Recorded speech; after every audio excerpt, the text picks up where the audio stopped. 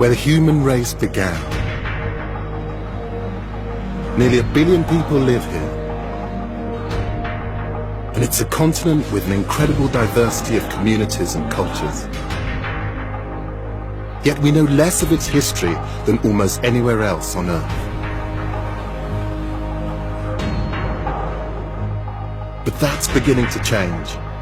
In the last few decades, researchers and archaeologists have begun to uncover a range of histories as impressive and extraordinary as anywhere else on Earth. It's a history which has been neglected for years, and it's largely without written records. But it is preserved for us in the gold and statues, in the culture, art, and legends of the people.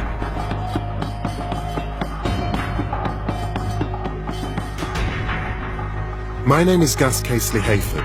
Over many years, I've studied the history and culture of Africa. As an art historian, I'm used to drawing stories from mute objects from the past. I'm going to discover the history and find out what really happened to the lost kingdoms of Africa.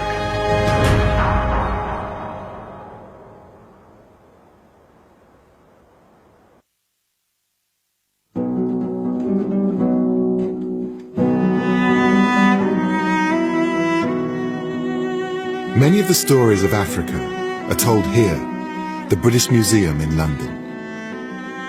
This is where thousands of artifacts, collected, bought, and taken from the continent, ended up. When they were first discovered, objects from the ancient kingdoms of West Africa stunned the world. None more so than these extraordinary plaques. They came from what was once the Kingdom of Benin, and are around 500 years old. When the British came upon these objects in 1897, they thought there's no way they could have been created by Africans. They were amazed at the detail and the intricacy. They were seen as being something completely revolutionary to the British, and you can understand why. These aren't carvings. They're 16th century casts in copper-rich alloys of brass and bronze. Over 900 plaques are thought to have been made. To produce each one, the artist would need to know how to make and fire a clay mold, and how to melt the metals to pour into it. It's an incredibly difficult skill to master. The combination of relatively sophisticated science and artistic accomplishment baffled most European 19th century observers. They couldn't believe that so-called primitives had been capable of producing work of the same standard as their European contemporaries. These amazing objects just didn't match the Europeans' view of West Africans. The questions were, where did they get the technology to develop this amazing bronze work, and where did they find the materials? But the clues to how such artifacts were manufactured are there for the finding, and I think they will reveal much about the West African kingdoms that created them. I want to know why they were made, what they mean, and what that tells us about the time and place they were produced. And there are some symbols that seem to reoccur: the leopard, the snake, the crocodile, so obviously they were very important. I want to find out what they mean and why they were so important to these people. These recurring images remind me of the symbolic motifs in Renaissance art. I think they carry hidden layers of meaning beyond the understanding of the imperialistic Brits. So what do the bronzes tell us about the Kingdom of Benin and its power and its culture? And what does the technology required to make them tell us about pre-colonial West Africa?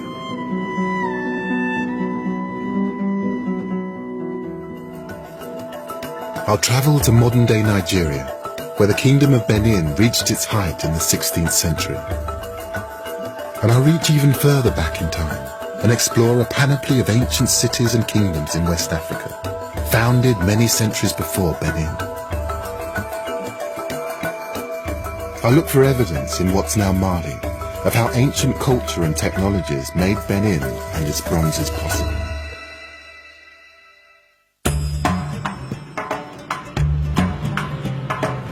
The center of power of the Kingdom of Benin was Benin City. Today it's one of Nigeria's thriving cities, home to over 1 million Africans. The main circle in the center is dotted with statues, public art depicting Benin's history. For 600 years, until the late 19th century, it dominated this part of West Africa. But the kingdom's former scale and power are not immediately obvious, unless you know where to look. Dr. Ekagusa Isian, author of several books on Benin's history, is taking me to see a 500-year-old feat of engineering. At the kingdom's height in the 16th century, a series of moats and earthen walls protected the city and its surrounding land. It was a defensive system that consisted of a ditch and then a rampart. What little survives is overgrown and barely recognizable. But archaeologists have found evidence of a vast network of trenches and walls up to 9 meters high. They zigzagged around the city area for an incredible 4,000 miles. Benin really was the capital of this part of Africa. That is the eastern part of the west coast of Africa. Benin was the principal town. It was an important center of the culture of this part of Africa. It was an important center of the political reach along this huge area of the eastern portion of the west coast of Africa. The kingdom was governed from a vast palace by a hereditary ruler, the Oba. And his subjects were animists, believers in the idea that souls and spirits existed not only in humans, but in animals, plants, and the earth itself. At its height, it exerted political, military, and economic control over an area stretching almost 40,000 square miles. In the 19th century, the British saw the kingdom as an opportunity to extend their influence in Africa. They established a trade agreement, but when Benin reneged on it, relations deteriorated. A British delegation ignored warnings not to approach the Oba and were massacred, leaving just 2 survivors from over 200 people. A month later, in February 1897, 1,200 British soldiers arrived in response. The city walls didn't stop the British punitive expedition, and the city was razed to the ground. At the Royal Palace, they found artwork that they couldn't believe had been created by Africans. Around 2,000 pieces were taken, sold, and distributed to Western museums. The Oba was deposed and died in exile. It was a catastrophic defeat for the Kingdom of Benin, but that's not the impression you get from the modern monument in the center of the city. It shows a Benin warrior standing victorious over his dead and dying British enemies. And I actually see it as a triumph of narrative, that we will continue as a nation, whatever. Ultimately, it tells the story of a victorious nation, victorious in the sense that it proudly tells its stories, whether it's in the Benin bronzes or whether it's in monuments like this today. In Benin, it seems history isn't written by the victors, it's written by the artists. And the Kingdom of Benin disappeared only for a short time. In 1914, the British restored the monarchy to Benin City to help administer their Nigerian colony, and a modest palace was rebuilt. The traditions of the kingdom that have survived are maintained from an enclave in the city centre. I've been granted a royal audience, an opportunity to attend the Oba's court, where hereditary and appointed chiefs gather each day. When His Royal Majesty the Oba of Benin enters, the chiefs greet him with "God save the King."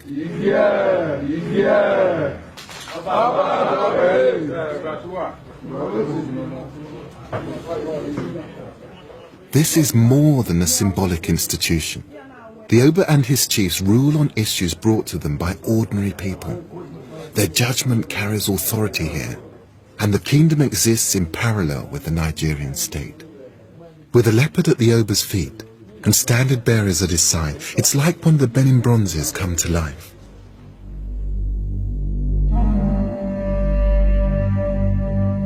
This is the kind of occasion he believes the plaques were designed to mark. Those bronzes were not made for museum pieces. Initially, in the absence of photography and writing, they were made to depict, illustrate events in the palace or in the community or some festivals. That's why you see them. They were made as, in the absence of photography. That's what they were meant for initially. Yes. And how important are the bronze casters, the smiths, the people who actually make these objects? They are a guild of a royal guild, specifically to be doing this thing in the olden days. The Bronze Casters Guild exists today. Their main business is tourist souvenirs, but the makers are still an exclusive group of craftsmen with high social status. Membership of the Royal Guild is hereditary. Ikpongwusa Ine's family have been bronze casters for as long as anyone can remember.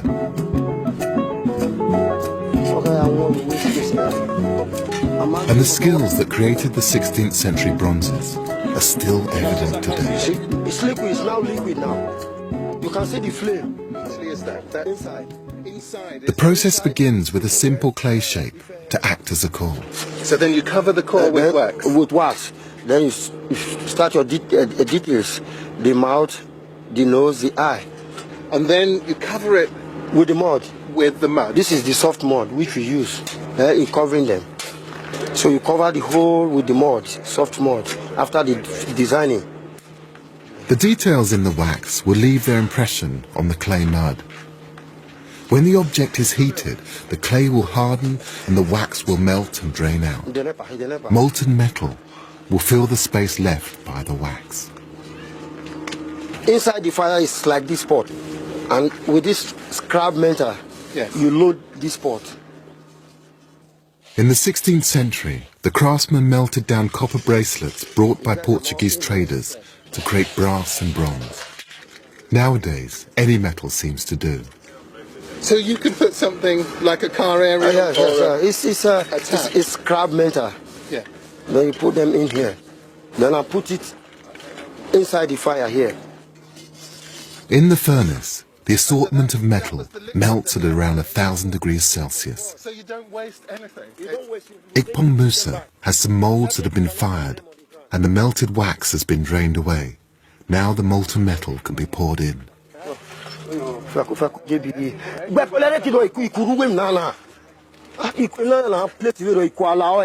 It's just amazing to think that these processes haven't changed for hundreds of years. No, it doesn't change. But the thing is, it still feels totally relevant as well. Very. The same way in 100 years ago, the same way today. The same processes from one stage to another, from one stage to another, is the same process. And in terms of the relevance, is it still there? Do people still feel these are important? Very. We have more than 100 and something members of bronze casters along the streets. Really? Walking. And they still feel... And the junior ones are still coming up. Really? And they feel connected to the Oba and the Royal Palace? Yes. Yes. So those old stories and traditions, they're as important to you as they ever were to your ancestors? It remains this year, next year, and forever. Forevermore? Yeah. Once the mold is cooled enough, it can be chipped away to leave the metal cast. It strikes me that Ikpongwusa and his fellow bronze casters have an impressive range of skills. They need to understand pottery, metallurgy, and have artistic ability. And the same skills would have been required 500 years ago to cast the Benin bronzes, something the Victorians could hardly believe. I Oh, I'm beginning to see what it is now. It's it's hands praying. It's a prayer hand. I see. It's a prayer hand. A Christian ornament which has been created using a centuries-old technique.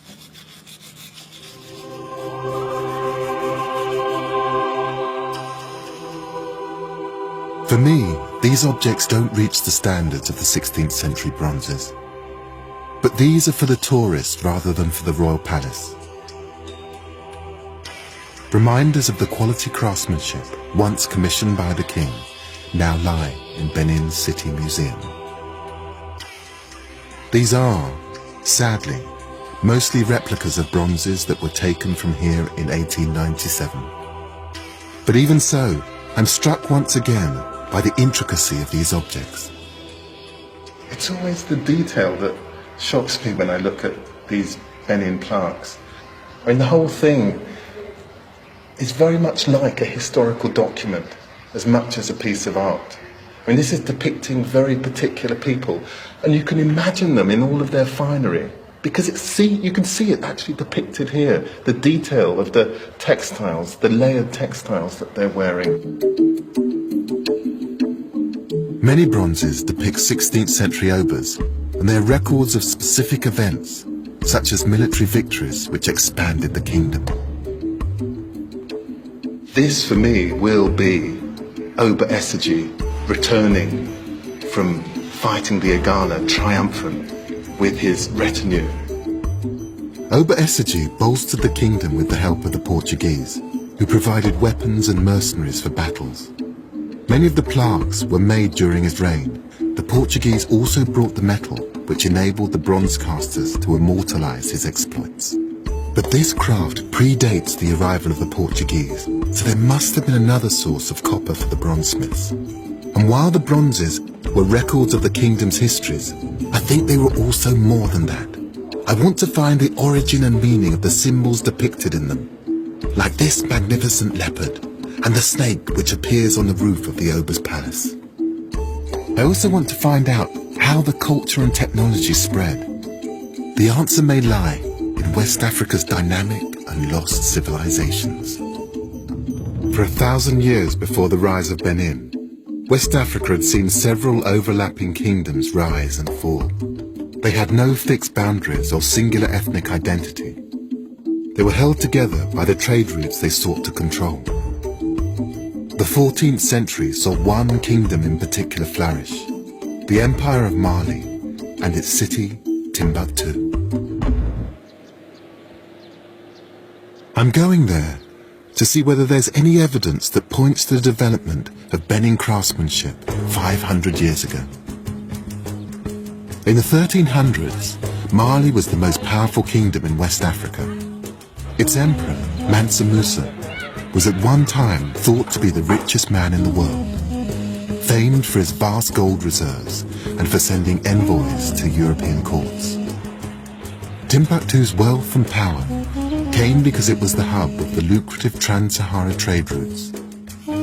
Arab merchants brought goods such as salt, textiles and new metals into West Africa from across the desert. Metals are still worked in Timbuktu's back streets. Very interesting. I'm told that in the 14th century the camel trains brought refined copper from North Africa, which made its way south towards Benin. But if this was the source of the bronze caster's metal, I wonder if there are any other hints as to the meaning of the symbols I saw in the plaques. The Arabs didn't just bring goods to this part of Africa, they also brought Islam. It's certainly very different from Benin. I brought a local historian some images of the bronzes. I have here some images of Benin plaques which are actually in the British Museum. I'm just wondering if, looking at these images, if they played any part in the history or the mythologies of Timbuktu. Vers le nord, c'est très difficile de trouver les bronzes et autres. Parce que l'islam interdit de faire les objets à visage humain.